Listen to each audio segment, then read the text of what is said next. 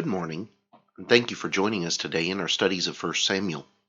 Today we are in 1 Samuel chapter 16, and here in this chapter, David is going to be chosen. He's going to be anointed as the next king of Israel. Now, it's not that Saul has died at this point. As a matter of fact, Saul is going to reign for quite a period of time after this. It is simply the fact that God is choosing the successor for Saul now, and he is going to remain the successor until the death of Saul. And so here in chapter 16, Samuel is going to make this particular proclamation, but he's going to do it in private at this particular juncture. As a matter of fact, when you come into chapter 16, you have a discussion when God tells God tells Samuel to go get a replacement for Saul. And Samuel says, "How can I go? If Saul hears it, he will kill me." We now see a bit of a change in the heart of Saul. In the early days of Saul's time as king, this would not have been Saul's attitude. This would not have been the way that Saul would have gone about it. As a matter of fact, if you'll recall, when Saul originally is brought to the forefront as being an option for king, Saul doesn't want the job. He will even go and hide instead of being brought to the forefront as one of those who is called upon to be in this position. And yet now, Saul has been on the throne for almost 20 years. And Saul is now at the point where he is entrenched in his mind as king. And his heart has changed toward any that he considers to be a threat around him. And this is going to be the start of a descent of Saul into, in many ways, a form of madness. And this paranoia that you're going to see in Saul from this time forward, and especially from the events that take place in the next couple of chapters. But Samuel is concerned that if Saul is going to find out about what the Lord wants him to do, he will kill Samuel. So God is going to give him a means of being able to go to Bethlehem, of being able to do what is commanded, and also to be able to fulfill his responsibilities as priest. And so he gives him the opportunity to go and to offer sacrifices and to invite Jesse and his family to come and to participate in those sacrifices, to bring sacrifices as well, and so on. But here, the very first lesson that we see is in many ways how power can corrupt people.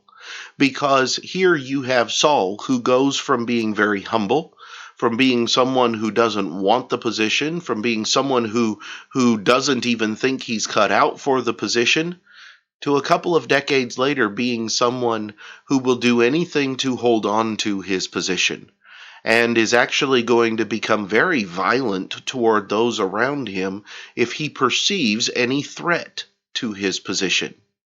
And so people do change over time. Sometimes they can change for the better. Sometimes they change for the worse, depending upon their circumstances and depending upon how they keep their heart. That's the first lesson that we need to see from 1 Samuel chapter 16. The second thing that I want us to see in chapter 16 is what God says to Samuel when he comes and he begins looking and examining at the sons of Jesse. He comes to Eliab, and Eliab comes before Samuel, who is the oldest, and Samuel says, "Surely this is the one that the Lord was thinking of." And the Lord tells him, beginning in verse 7, "Do not look at his appearance or at his physical stature, because I have refused him. For the Lord does not see as man sees, for man looks at the outward appearance, but the Lord looks at the heart." God here tells Samuel what it is that he's looking for in man, that it's not his outward appearance. Now, with Saul was one who had the physical appearance of a king. Saul was one who had the height, the build, he had the looks, he had everything that you would look for in a representative king. And at one time he had the heart. But the heart changed in Saul. When God is looking for a replacement, God is not concerned with whether or not he looks like what a king should look like, according to men's ideals. What he cares about is his heart. And that's what is going to be looked at in all of these sons of Jesse coming down to David.